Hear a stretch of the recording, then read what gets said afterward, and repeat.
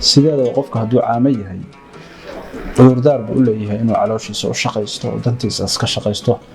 xilna uusan iska saarin danta guudka hadalkeeda iyo ka shaqaynteeda sababtoo ah ma yaqaano meesha wax ka khaldan yihiin ma yaqaan cidda wax khaldaysa mana yaqaan sida loo sixi karo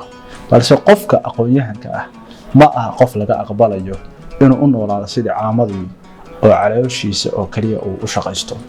qofka aqoon-yahanka ah waa ilaaliyaha sharciga nidaamka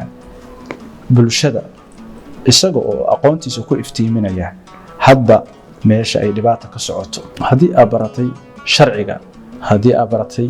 ganacsiga haddii aad baratay maamulka haddii aad baratay technology-ga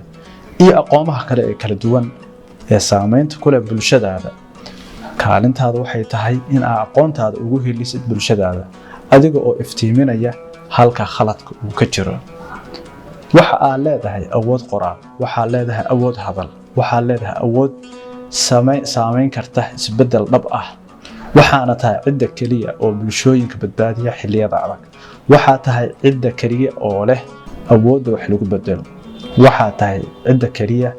oo marka ay hadlaan aanan la oran karin waa beenta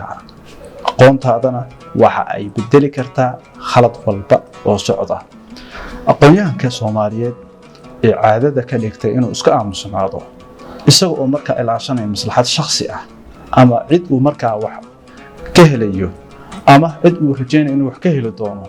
oo aamusaya waxa uu samaynayaa khiyaano qaran waxa uu mudan yahay aqoontiisa in laga xiyoobiyo